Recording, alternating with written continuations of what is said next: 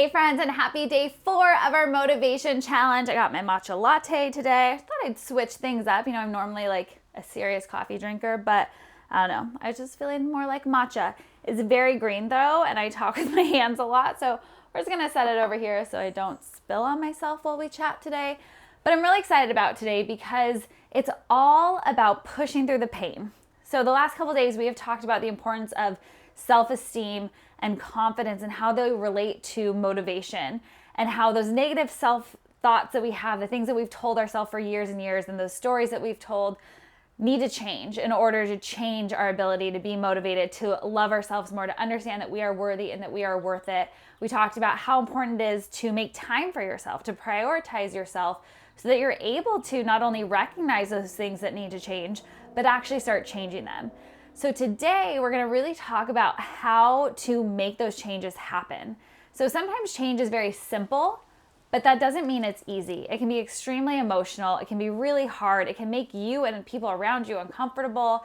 And so I want to give you all the tools that you could possibly need to make sure that as you're making these changes in your life that are positive, beautiful changes, you're able to do them with confidence, to do them more easily and as comfortably as possible. I know you've probably been told this your entire life, but nothing worthwhile comes easy, right? It's gonna take some work. And I think that a lot of us get caught up in these past beliefs. We talked about this from day one, these negative thoughts that we have. So for me, when I was going through my weight loss, I had tried every diet. I felt like I was like crushing it for a while, and then I'd fail, and I'd do it again, and I'd fail. And they were extreme and nuts and didn't make any sense. Now with all the education I have, looking back, I'm like, what was I thinking? But I did them wholeheartedly believing that they would make a difference in my life. And when they didn't, I felt like it was my fault. I felt like I wasn't good enough. I didn't stick to it well enough.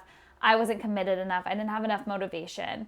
And that is really defeating. And that can be extremely detrimental emotionally. It can make you feel even worse about yourself, lower self-esteem, lower self-confidence, which you already have low, which is why you're doing these things, right?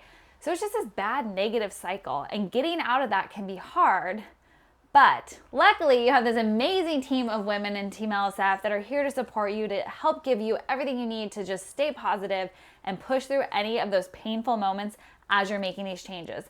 I lost friends going through my transition from being unhealthy to being healthy because people were used to me as the less attractive friend, or the chubbier friend, or the friend that would get wasted and eat all the junk food with them at 2:00 in the morning on a weekend. And when I started to be more confident and I started to make choices and changes and put myself as a priority instead of what my friends wanted, putting what I wanted, which was to feel good, which meant I didn't want burritos and shots at 2 a.m., people get uncomfortable.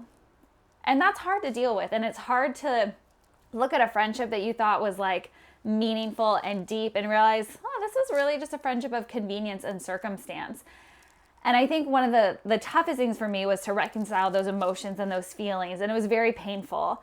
But to realize at the end of the day, going back to making yourself a priority, I knew that I needed to make those choices to feel better about myself, to have a healthier life.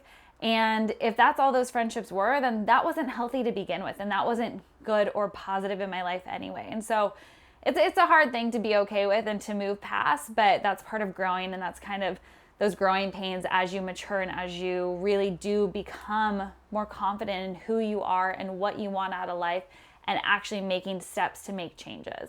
And I think the biggest thing for me was realizing the difference between like who I was in a moment, because at that time I was 45 pounds overweight, I was unhealthy, I was partying, I was doing all these things. And it's hard to see past your circumstances and realize that you could be more than that. You are more than that. You're worth more than that. And continue to tell yourself that. So the mantras that I've been giving you the last couple of days, like there's purpose for those. I want you to realize that you do deserve more, that you are worthy of the things that you desire and the changes that you want. And if that means being healthier, living a better life, losing weight, feeling confident, being able to throw on a bikini, not because you're trying to be sexy or anything else, but just because you love your body and you feel strong and you worked hard for it, then girl, that's what I want for you. Like, you deserve that and you should be able to have that.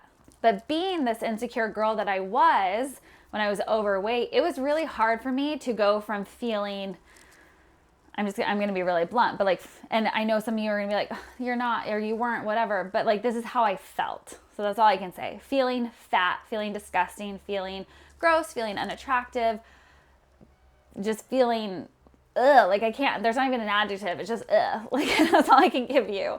That's how I felt about myself at that time. It's really hard to go from that to then go and say like, I'm beautiful and confident and strong. Like it's challenging because you don't believe it. So I know earlier we talked about faking it till you make it, but I also think it's really important to find appropriate positive affirmations and positive mantras that we can feel comfortable with that will build that confidence. So over time, you're able to get to the point where you truly do. I today can tell you, I truly feel strong and confident and the best version of myself. But it took time to get there. All right, so for today's journaling, I want you to write down a positive affirmation that is appropriate and comfortable for where you are at. So if you're going from where I was like 45 pounds overweight, I feel ugly and not cute and not confident, blah, blah, blah, it's gonna be really uncomfortable to say like, I'm gonna lose 45 pounds and be as confident as Beyonce. Like that's gonna be a little awkward to do. So instead, try to just do a positive affirmation as simple as, I am worthy of self-love and confidence. It's simple, but it's straightforward and it's meaningful. You are worthy of self-love and confidence. You are worthy of making the changes you need to do that. So find something that you're comfortable with to get you started on that path.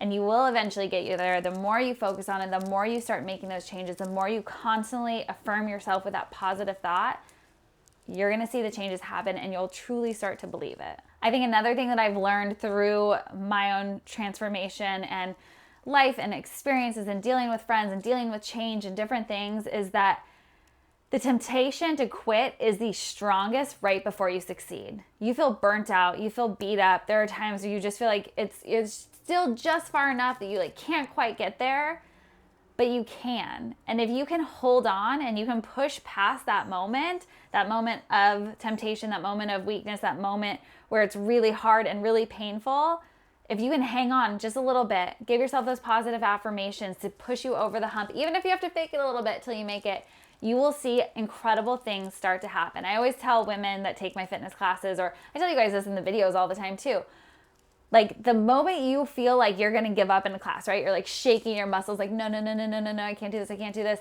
But you do it for like one more rep or 30 more seconds. Like your teacher's like 30 more seconds in a plank and you're like, oh, okay.